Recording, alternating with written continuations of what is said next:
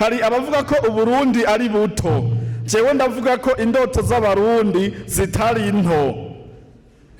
Kuko nk'ubu jewe ndarota mbona uburundi twabwaguye inshuro 8 ata muntu turashe urusoro.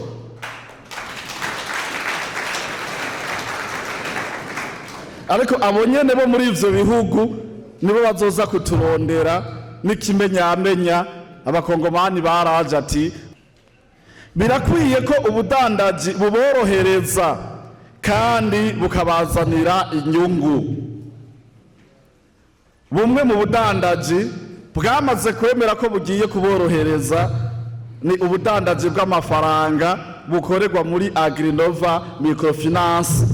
Dukomera amashi ubwo budandaji. Kikashi oye! Kikashi oye! Kikashi tera imbere! Kikashi ganza! Ganza mu misozi!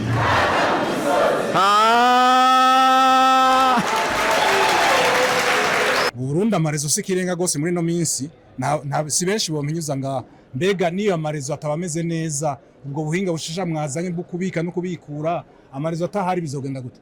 Twebwe ubwa mbere ni uburyo bibiri. Ukabura umunyamutahe ukeneye gushira umutahe muri microfinance n'ahandi woja ni hehe? Ahandi uja ni huja muri Agrinova. Wewe woshobora ku isoko itagira abaguzi. Twebwe isoko yiwacu yuzuye abaguzi, ushoye uremura mu minota 5. Fisimana Fisumuzigamye Madizosa nkikice n'urukundo. Hola people, ndabaramukije amahoro y'Imana mwiriwe na bwakeye bivanye n'amasaha muko murandabira ko je nitwa Noraske ntaro gatandatu Noraske Solution man of God the new creation I'm son of God I'm unstoppable n'andi mazina menshi ariko kandi ndayutse ko nitwa Papa Haya ndafise akana kagahungu bagomba bambwira ko bazompera. So nkuko mubibona no munsi turi ahantu mu Kigobe aho hariko haraba ibintu vy'amateka ibintu bitkaze. Urabona yuko bambaye agapire kanditseko Kikash ikigega canje, donc Kikash ikigega canje. Urabona ko ari benshi aho twaje muri mukugurura ikoresho ry'amafaranga canke itumatumana ry'amafaranga bakurungikiye aho ari systeme nshasha kuva hariya muri Agrinova. Agrinova ni microfinance yo kuva hariya muri Kibonobono. Nibatse ko mwigeze kumva ibintu tubabwiye ati hari ibintu bikaze ibintu birenze muze kugumana nanje. Bano bana bariko baragerageza gukoresha ubwenge ukoresha tekiniki igezweho ariko kandi aho ubona ko abantu benshi bamaze kuba bijukira kino kintu. Abo bose urabona yuko abari abantu bariko bariga ni gute umuntu yorungika amafaranga bizimbutse na cyane cyane ko imihora myinshi usanga bigenda birazimba ugasanga bagukase menshi. Ariko nano bo baje bavuga ati ni nko kwagusa byinshi maze kugerageza kubyumva ariko kandi ndabibutse ko ndabakunda sana. So mu following mugumane nanje mumvirize byinshi biza kwavugirwa ni muri Kikash ngira iki nikibonobono hama cash, donc ibintu bya gutyo aho basanzwe baronka amafaranga avuye mu bintu nk'ibyo. So mugumane nanje mu following ndabakunda cyane yo. Ijambo rishikirijwe n'ubuyobozi bwa Agrinova Microfinance ryo gutanguza icese igisata cha Burundi Pay na Kikash. Nyakubahwa mana mushobora vyose, nyakubahwa murongoye urunani rw'amakoperative inasohoka mu Burundi, nyakubahwa urongoye urwego shingwantwaro nabo musangiye amabanga, nyakubahwa bafatanya bikorwa ba Agrinova Microfinance, banyakubahwa tumire bahire umwe wese mu cyubaro ciwe. Tugira amahoro sangwa amahoro. Ibikorwa n'iterambere rishingiye ku buhinga bwa none mu Burundi.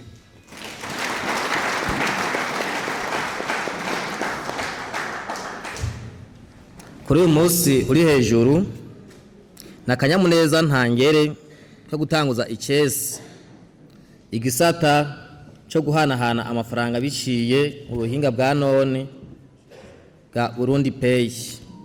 Burundi Pay ni gisata cyatangujwe ni Banki Nkuru y'Igihugu muri wa mugambi wo gushyira mu buhinga bwa none ibisata bitandukanye bigize ubuzima bw'igihugu. Igikorwa kije gushyigikira no koroheza abenegihugu n'abafatanyabikorwa bacu mu mice yose igize ubuzima bw'igihugu.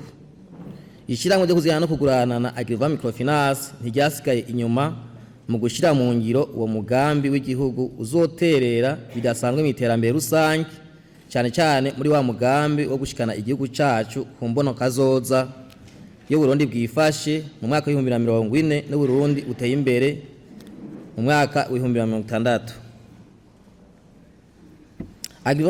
Agriva Microfinance isanzwe izwi mu migambi yayo yo gushikira uburimyi n'ubworozi. Ubuhinga bwa none buzotuma uguhanahana amafaranga binyaruka kuko n'uzoba afise agatelefone ngendanwa gatoyi azoshobora kuronka service za Burundi Pay. Mu gutanguza iki gisata cyo guhanahana amafaranga ya elektronike, intumbero nyamukuru nuko abarimyi, abadandaza, aborozi, abahingura ibitandukanye hamwe n'abafatanyabikorwa bacu bose bashaka kuronka no kurungika amafaranga atantambamiza ingendo canke umwanya bataye bakoresheje ubwo buhinga kuri ngendanwa zabo. Iki gisata kije gukura imiruho n'inzitizi mu buzi bwa buri munsi, kije gutuma amafaranga y'abasanga bakorana Agriva Microfinance akomeza gukora mu bice byinshi kandi mu buryo ukingiye. Ibi bitwereka ko tutitaho gusa umwimbu wo mu mirima ariko kandi ko twitaho n'iterambere mu byo butunzi.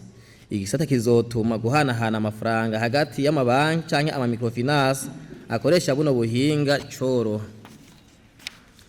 Ndashimiye cyane abantu bose batumye uyu mugambi uja mu ngiro, guhera ku banki nkuru y'igihugu, abakozi ba Agriva Microfinance bakoze ijoro n'umurango gushaka abafatanyabikorwa badushikiye mu by'ubuhinga. Iruhande y'ubwo buhinga bwa Burundi Pay, Agriva Microfinance ni akanyamuneza n'iteka kuri jewe ko batumire bahire abafatanyabikorwa bacu, cyane cyane urunani rw'amakoperative Inaskoki bo batwituye ubwa mbere kugira dufatanye ibikorwa mu ntumbero yo koroheza abanywanyi barukiye muri ubwo runani rusanzwe rugizwe n'abantu benshi. Ni muri iyo ntumbero igisata ca Kikash naco cyaciye gishigwa mu maserivisi ya Agriva Microfinance. Iyi gisata kizofasha kubika, kubikura, kuriha ibidandazwa hamwe no gukurikirana ku mwanya ibibera kuri konte y'umunywanyi.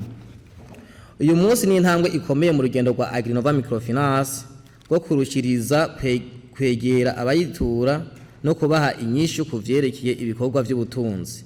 Itanguzwa ry'iki gisata rizotuma uburyo bwo guhanahana amafaranga mu buryo bwa none byorohereza abanywanyi bacu n'abafatanyabikorwa bacu binyaruka mu buhinga bwizewe kandi unyaruka. Turashimiye cyane abo bose bagize uruhara kugira uyu mugambi uje mu ngiro nk'uko mubibona. Inzego zitandukanye zagize uruhara, aho turavuga nk'abafatanyabikorwa bacu cyane urunani rw'amakoperative Inaskoki, abakozi ba Agriva Microfinance hamwe n'abanywanyi bacu badahengeshanya kutugirira icyizere. Ibikorwa byose birangutse inyuma y'amezi 3 gusa arangiye Agriva Microfinance yuguruye ku mugaragaro. Muri urwo rwego ndatangaje ku mugaragaro ko igisata cya Burundi Pay na Kikash bitangujwe ku mugaragaro muri Agriva Microfinance.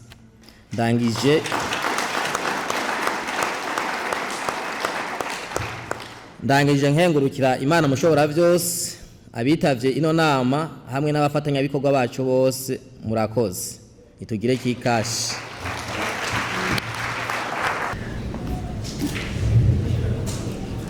Ijambo rya David tuyisabe aserukiye urunani rw'abarimyi b'igiterwa c'ikibonobono mu Burundi Inaskoki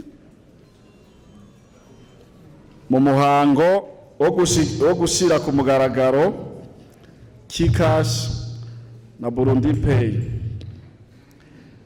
Banyacubahiro mwese muri hano, umwe wese mu cubahiro ciwe, abaserukira inzego za leta muri hano, bafatanyabikorwa, bayobozi ba Agriva Microfinance, bamenyesha amakuru, bashinga ntahe, bapfasoni namwe gwaruka, barundi mwese muri rusangi, nabaramukije mwese mu izina ry'urukundo. Ubu munsi igenekerezo rya ndwi Myandagaro, umwaka w'ibihumbi 2026, si umunsi usanzwe, ni umunsi wo gutanguza ibindi vyizigiro bishasha vyiyongera ku vyo twaheruka gushira ahabona igihe twugurura Agrinova Microfinance. Ni umunsi wo kwerekana ko Uburundi bushoboye kwihagararako bukarema inyishu z'ibibazo abarundi bafise. Ndashima Imana yadushoboje gushika kuri uno munsi aho Kikash na Burundi Pay bishizwe ku mugaragaro nk'uko duhejeje kuvyumva mu ijambo ry'umuyobozi mukuru wa Agrinova Microfinance. Nsabe abari hano mukomere amashi iyo Mana yadushoboje muri ivyo.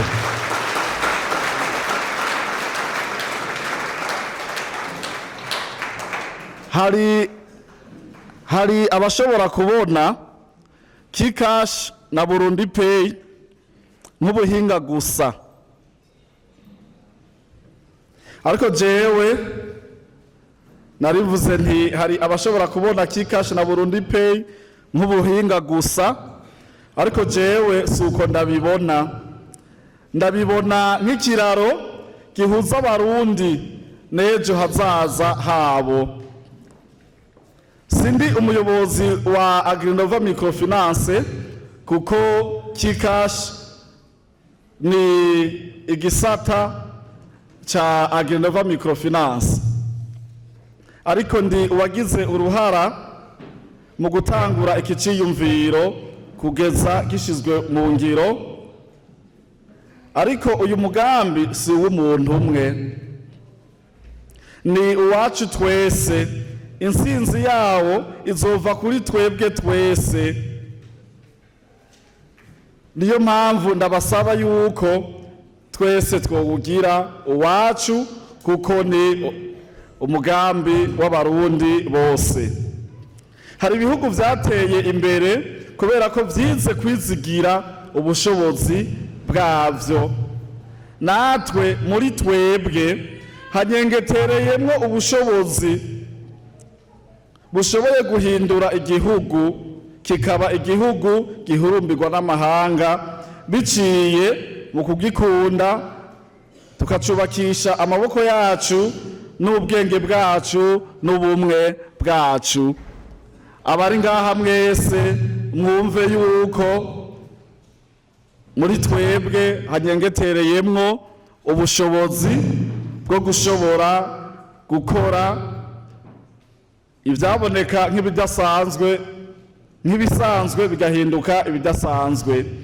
Kikash ni ikimenyetso c'uko urugendo rwo kwiyubaka rwamaze gutangura. Ntirutanguye uno munsi gusa, rwaratanguye kuva igihe twemera kwishira hamwe twese tungana gutya. Nifuza ko umurimyi ari ku mutumba, umudandaza ari mu isoko, umunyeshure, umukozi, umumama adandaza imboga, ugwaruka rutanguye ubuzima, bose bumva ko nabo bafise ikibanza muri urwo rugendo. Nta murundi n'umwe dukwiye gusiga inyuma. Iyo umwe asigaye inyuma, igihugu cyose kirahomba. Ariko iyo twese dutereye imbere rimwe, igihugu cyose kiratera imbere. Nimwitegereze ibiganza vyanyu, si jambo ushaka ko muvyitegereza. Raba aho mu biganza vyawe, irabe wewe uri ngaha, ihweze neza ivyo biganza vyawe. Nagira ndakumenyeshe yuko ivyo biganza nivyo vyubatse ingo zanyu kuri mwebwe mwubatse. Nivyo vyarimye imirima yanyu ku barimyi muri ngaha, nivyo vyareze abana banyu kubamaze kubaronka, kandi nivyo bizokubaka rero n'Uburundi bushasha. Uri ngaha wese yumve yuko ibiganza vyiwe bitagenewe gusa ibimuhaza ari wenyene, ariko abifise kugira ngo vyubake n'abandi basigaye inyuma. Ntagire usubira kuvuga ati jewe sishoboye. Oya, iri jambo riragarutse kabiri kuri mwebwe muri ngaha. Kizire ko kuvuga ngo jewe sishoboye. Kuri jewe mvuze ati oya, muvuge muti turashoboye. Sabe abari ngaha muvuga ati turashoboye.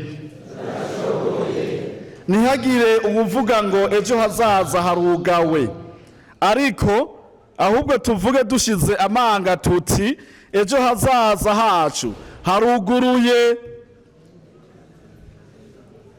Reka tubisubiremo tuvuga ati ejo hazaza haruguruye. N'ikimenyamenya cy'ikashi ije ari inyishu kuri twebwe, kurya twahurumbiye limitere iva muri Vietnam. Uwo mutima nyene mubandanye limitere muyihurumbire, ariko kandi na kikashe muyihurumbire gose, vyose bibi vyanyu.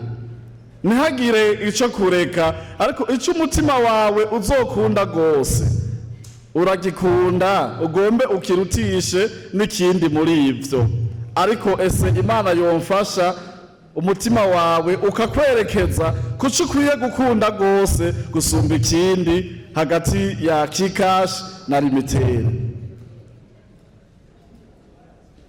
Nizera yuko muriko muranyumva, ariko ndabasavye iki kintu kimwe, nimubifate nk'ibikoresho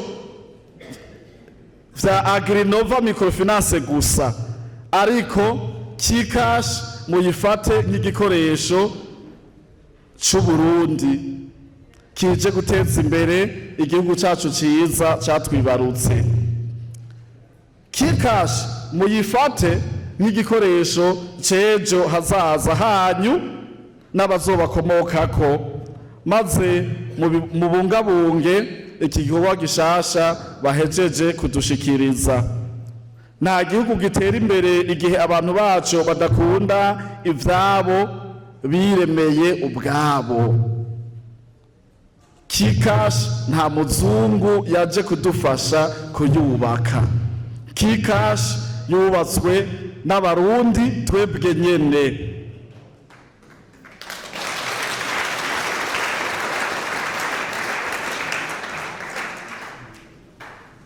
Murakoze kuri ayo mashi yanyu.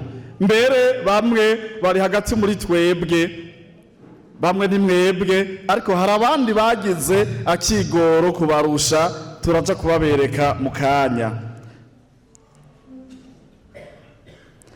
Kikash rero nitwayizigira, nitwayikoresha, nitwayiteza imbere, ejo hazaza hazotwubaha.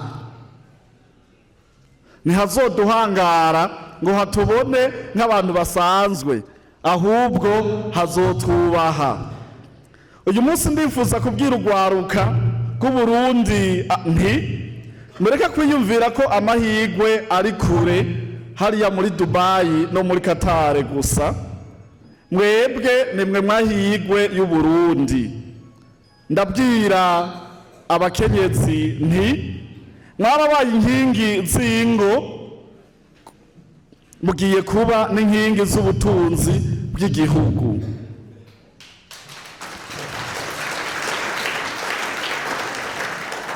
Ndabwira abarimyi nti ivyuya vyanyu bifise agaciro.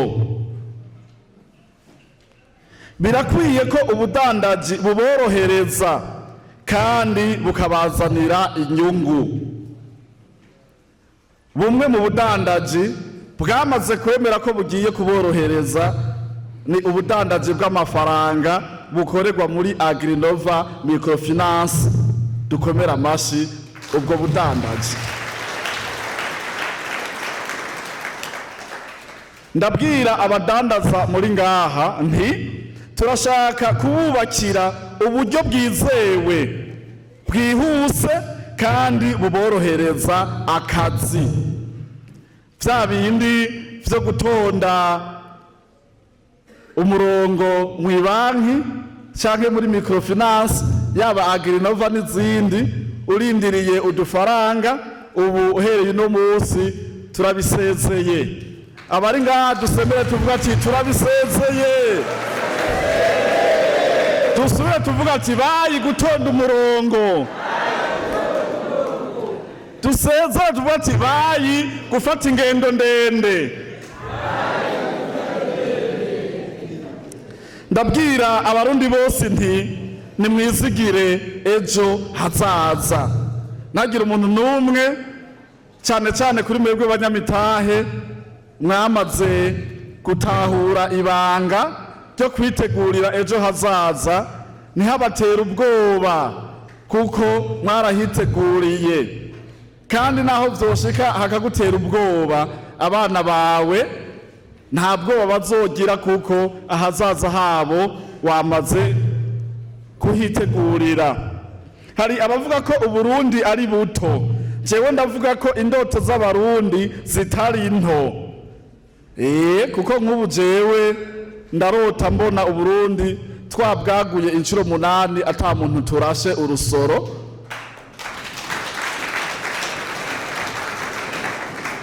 Ariko abonyene bo muri ivyo bihugu nibo bazoza kuturondera n'ikimenyamenya.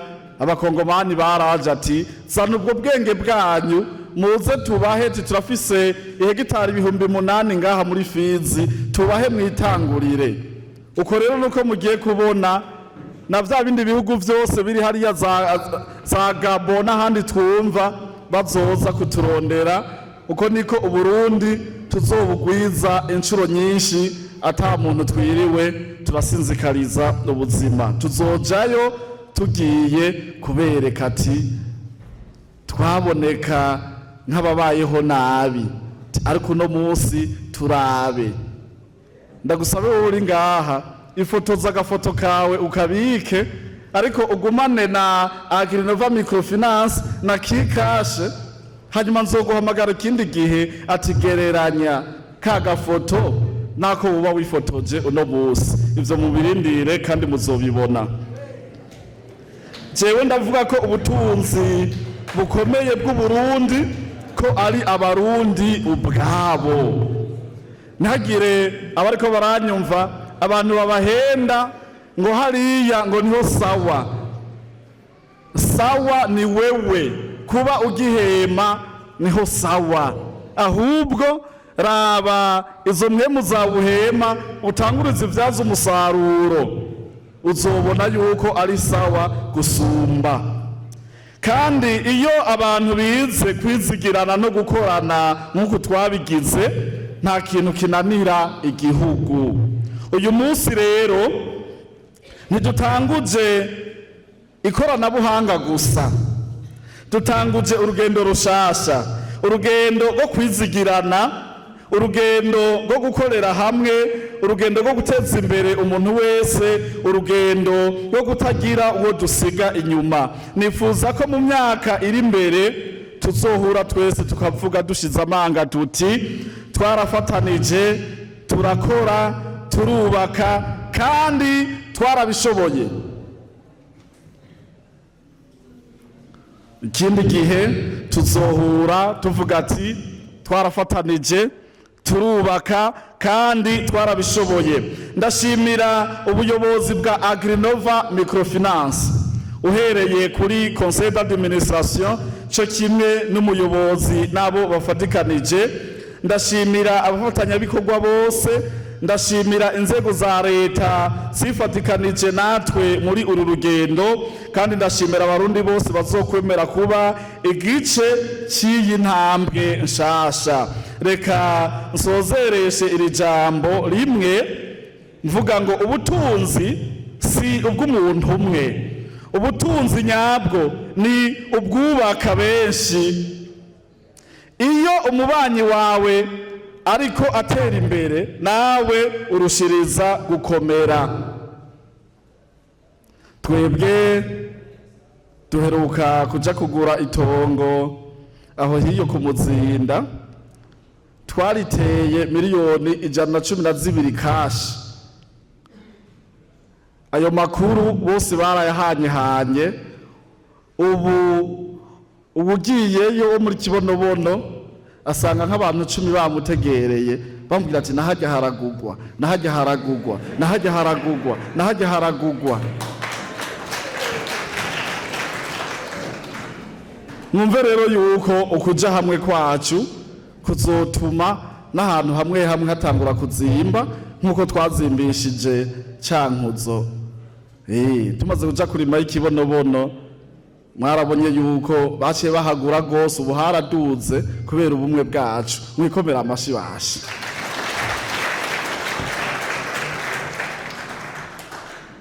Nimuze dufatane mu mugongo rero, nimuze twubake igihugu cyacu, nimuze twubake ejo hazaza hacu. Imana ihezagire Uburundi, ihezagire abarundi, Imana ihezagire umukuru w'igihugu. Naho uriya muhungu aciye akata amajwi narimvuze ati Imana ihezagire nubarabikase.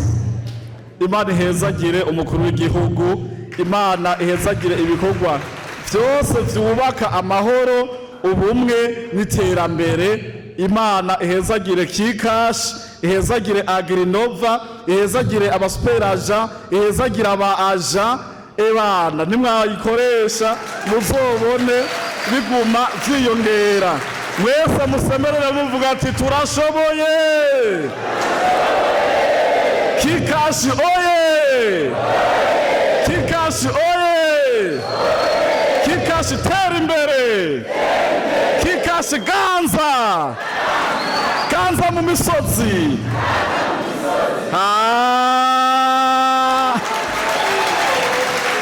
Tukoma amashi y'umunezero abagiye kuyora muri Kikash.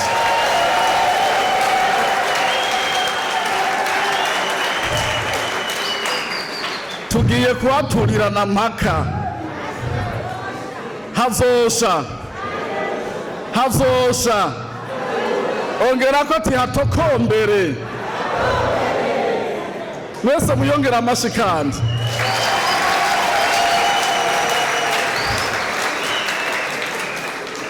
Murakoze cyane. Narimvuze nti murakoze cyane, Imana ibahezagire. Murakoze cyane. Jewe nitwa David Tuyisabe, ndongoye urunani rw'abarimyi b'igiterwa cy'Ikibonobono mu Burundi rwitwa Inaskoki. N'urunani rugizwe n'amakoperative ashika kuri 18 yitiriwe intara 18 za kera. Uyu munsi turi hano twariko dushira ku mugaragaro canke twugurura icese ibikorwa byo guhanahana amafaranga biciye kuri telefone ngendanwa, bikorekera muri microfinance nshasha yitwa Agrinova. Iyo Agrinova rero ikaba yabayeho ku ciyumviro twebwe duhurikiye muri urwo runani tuzanye. Hanyuma rero microfinance imaze kubaho, ibanki nkuru y'igihugu murazi ko ariyo iraba ivy'ama microfinance, yaciye ivuga ko ama microfinance yose ategerezwa gushika itariki 5 z'ukwezi, itariki 5 z'ukwezi kw'icenda uyu mwaka, ama microfinance yose azoba yatanguye igikorwa cyo guhanahana amafaranga biciye kuri telefone ngendanwa, ico bita Burundi Pay.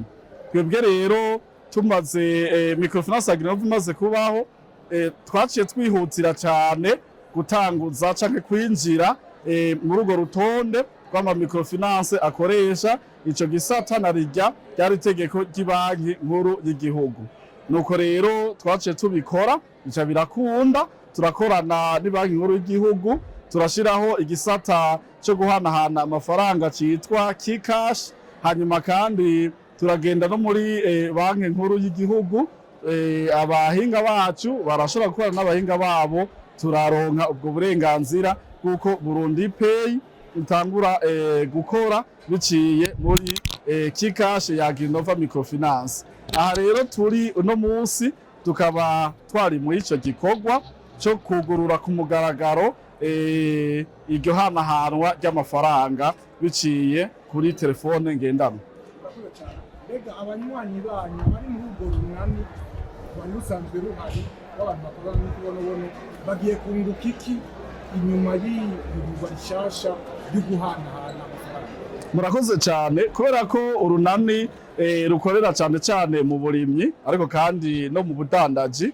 Hanyuma Microfinance ya Agrinova imaze kubaho tukaba twaciye tubasaba yuko twokorana. Mbere aha nsubiye inyuma gatoya nibuka yuko mwari mwavuze yuko novuga ico njejwe burya hariho amasezerano hagati y'urunani ndongoye na Agrinova Microfinance. Hanyuma amasezerano rero bakaba baduhaye kuba nk'abavugizi ba Agrinova Microfinance. Hano rero urunani Naskoki ruseruka mu bikorwa vya Agrinova Microfinance tukanamenyekanisha n'ivyo Agrinova Microfinance iri kwirakora kubera yuko Inaskoki ifise uruhara rw'abavugizi cyangwa kumenyekanisha ibikorwa vya Agrinova Microfinance. Impamvu ni kubera yuko Agrinova Microfinance ikorana cyane n'urunani ndongoye jewe. Urwo runani rero rugizwe n'abanywanyi benshi bari mu misozi mu gihugu hagati, turi mu gihugu cyose nta hantu na hamwe tutari. Rero nka kuba twari twahisemwo Microfinance ivutse mu kwezi kwa gatanu ntiyoshobora kuca ishikana amagence yayo canke amagishe hariya ruguru mu misozi. Rero twebwe abanywanyi tugiye kunguka ibintu vyinshi cyane gose kubera turorora, turarima, turaziganya. Iyo rero tuko turaziganya vyahora bitugora ingene duhana ayo mahera. Twuguruye amakonte yacu muri Agrinova Microfinance. Ariko Agrinova Microfinance ikorera mu gisagara ca Bujumbura n'ifise icicaro gikuru. Vyatugora ingene tubika tukongera tukabikura. Narirya Agrinova Microfinance yatwemereye ko izoduherekeza mu kuturonsa ingurane mu bikorwa dukora. Ivyo rero vyaca bitugora ingene vya bindi bita ngo namamuvuma akorwa ku makonte tuyakora. Naha rero twaciye twegera Agrinova Microfinance ko yodushiraho ubu buryo bwo guhanahana amahera. Kuba rero ibushizeho ni inyungu ikomeye cyane kuri twebwe nk'abarimye cyane nka je ndabaserukira bica binyorohera gose kuko ubu bazobika babikure muri Agrinova Microfinance maze Agrinova Microfinance iheze ibone yuko ba bantu bahari, hanyuma hageze kubasaba ingurane biborohere kwiga amadosiye yabo kubera bazoba bafise ivyo bafatirako. Kuva twebwe rero bizodufasha cyane muri ubwo buryo. Microfinance atari make aramaze iminsi azarugara, Microfinance zikavuka haize iminsi zikugara. Mbega mwebwe icyo kwizeza abanywanyi banyu yuko iyo Microfinance itanguye itagiye kugarira canke hirya y'ejo cyo bigiki? Microfinance n'ubudandaji nk'ubundi. Mutamu mbomba ico kibazo n'abandi bose muri ko muranyumva. Ubu woshora amavoka ku isoko hanyuma hakabura uyagura. Amavoka yoyo acabora mbere ataranabora uhereye nko mu gitondo ugashikana ku mugoroba ukabona nta bakiriya canke abaguzi waronse, woca uzingazinga amavoka yawe ugataha muhira ukaja kuyaha impene canke kuyaha abanywanyi. Na Microfinance rero niko zimeze. Wuguruye Microfinance ari abantu benshi bumva ko Microfinance yunguka, bakaca baja hamwe ari abagwiza tunga bane, umwe wese akazana miliyoni 250 bakaca bagenda hajya muri banki nkuru y'igihugu bakiyugururira Microfinance. Hanyuma Microfinance uyuguruye bagutegeka yuko uca utanga ingurane mu bene gihugu. Ugasanga bagwiza tunga bibereye mu vyabo kuko abantu bashobora kugura microfinance ari bane baba bafise ibindi bikorwa bibafatiriye. Ukazanga rero wa mwanya wo kuja kurondera abanywanyi canke abakiriya babagurira ayo mahera yabo bashize ku isoko barawubuze. Iyo rero babonye haheze imisi atabaguzi bakwiye bafise, nta kibuza batugara, baca bugara kubera babuze ababashorera. Kimwe rero mu bituma ajyama microfinance yugara harabaho kubura abaguzi. Hanyuma kandi ntitwibagire yuko iyo uriko uradandaza hari igihe uronka abaguzi bagusaba ideni bakubwira ati nkopesha, ukabakopesha. Nk'ubu nko mu budandaji bw'ama microfinance habaho gutanga ingurane, ivyo twita gukopesha. Rero umuntu umuguranye amahera akagenda ntayazane, urumva yuko ntushobora kubandanya. Rero bimeze nk'ibotike nko nabivuze, niyo umuntu agumaza ngo nkopesha umuceri, nkopesha ibiharage, bakagenda ntibakurihe, ya botike irinda kugara kubera yabuze umutahe ikoresha. Twebwe rero ivyo iwacu ntibishobora kuba. Ubu honyene mu Rwanda ndongoye turi abanywanyi bashika 50,000. Abo bose bagomba gukoresha service za microfinance Agrinova. Gomba na wewe utora ikaramu canke agati, abantu 50,000 bagushorera buri musi. Nubwo woba kwinjiriza amahera 100 yonyene, worinda gutera imbere ugasigara uza kurangura mu Bushinwa. Nico gituma Agrinova microfinance twizeza abantu yuko hategeza kubamwo ubudasa hagati y'izo zindi microfinance n'izindi. Ikindi naco Agrinova microfinance turakomeye mu vy'ubuhinga bwa none.